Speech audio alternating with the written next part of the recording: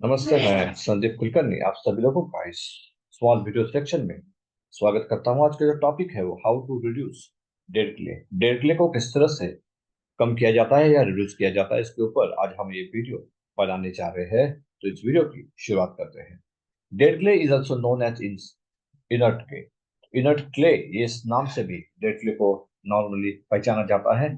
ये वो क्ले है जो हमारे बॉन्डिंग के या सैंड एक्टिवेशन के काम नहीं आता, इसलिए इसे डेड क्ले या इनर्ट क्ले कहा जाता है। This clay is not going to be useful for binding purpose.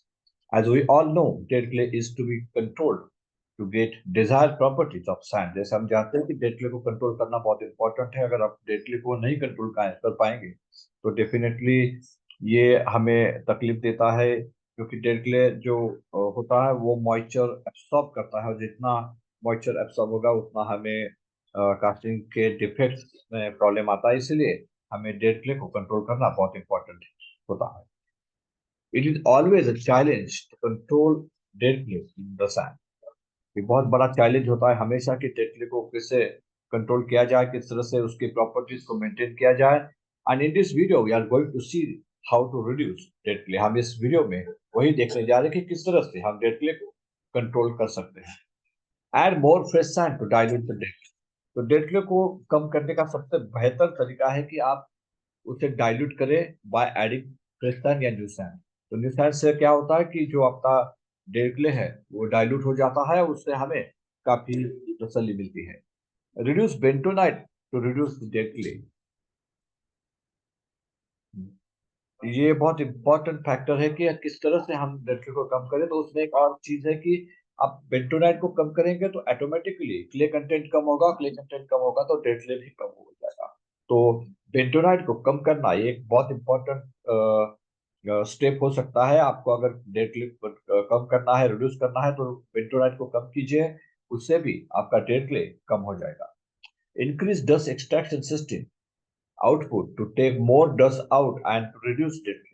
आप सैंड कूलर के ऊपर लगाई हुई जो डस्ट एक्सट्रैक्शन सिस्टम है उसको छेड़ सकते हैं। उसमें जो आउटपुट है उसका डस्ट का, उसे इंक्रीज कर सकते हैं, यानी ज्यादा डस्ट बाहर निकाल सकते हैं। जितनी ज्यादा डस्ट बाहर निकलेगी उतना आपका डेड क्ले कम होगा। तो another way is to increase the suction and take more output of dust so that your dead clay get reduced. Once we can also avoid using fine sand with more clay content to reduce their clay। इसके साथ में जिस तरह से हम fresh sand डालते हैं तो उसमें भी अगर हमारी सैंड बहुत ज्यादा फाइन है तो वहां पर भी आप उस फाइन सैंड को कम कर सकते हैं, या फाइन सैंड को रिप्लेस करके थोड़ी सी मीडियम कोर्सर सैंड डाल सकते हैं, जिसके वजह से आपका डेड क्ले कम होने में आपकी मदद हो सकती है। तो ये तीन चार इंपॉर्टेंट फैक्टर्स है जिसके कारण आप डेड क्ले को कम कर सकते हैं। डेड क्ले को कम करना बहुत इंपॉर्टेंट होता है। और ये जो चार तरीके मैंने बताए उसमें सबसे इम्पोर्टेंट तरीका है कि आप क्रिस्टेंट को ऐड कीजिए, दूसरा बेंटोनाइट को रिड्यूस कीजिए। ये दो बहुत इंपॉर्टेंट फैक्टर है।